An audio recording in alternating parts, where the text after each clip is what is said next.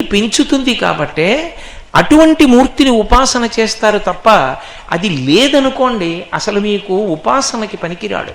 మీరు నన్ను ఒక ప్రశ్న ఇయ్యొచ్చు ఈ సందర్భంలో, మరి అయ్యప్ప స్వామికి భార్య లేదు కదండి, మరి అయ్యప్ప స్వామికి దేవాలయం ఎలా కడుతున్నారు, అయ్యప్ప స్వామికి పూజలు ఎలా చేస్తున్నారు, దీక్షలు ఎలా పడుతున్నారో తప్పు కదా అని నన్ను అడగచ్చు. కానీ వైదికము అని ఒక మాట ఉంటుంది, ఉపాసనకి శక్తి ఉన్నదా లేదా అన్నదాన్ని అది విచారణ చేస్తుంది వేదం. అక్కడ అది చెప్పాలి, మన సొంతంగా చెప్పకూడదు.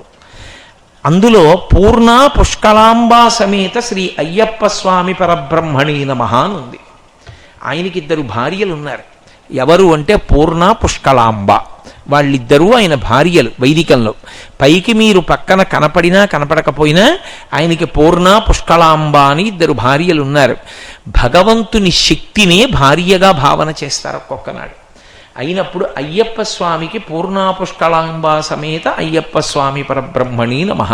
అందుకే ఆయనకి దేవాలయ నిర్మాణానికి, దీక్షా స్వీకారానికి, ఆయన్ని సేవించడానికి అధికారం కలిగింది. కాబట్టి ఈ ఉపాసనా రహస్యాన్ని చూపిస్తూ నేను ఒక్క రాముడి గురించే మాట్లాడుతున్నట్టు కనపడచ్చు, కానీ నేను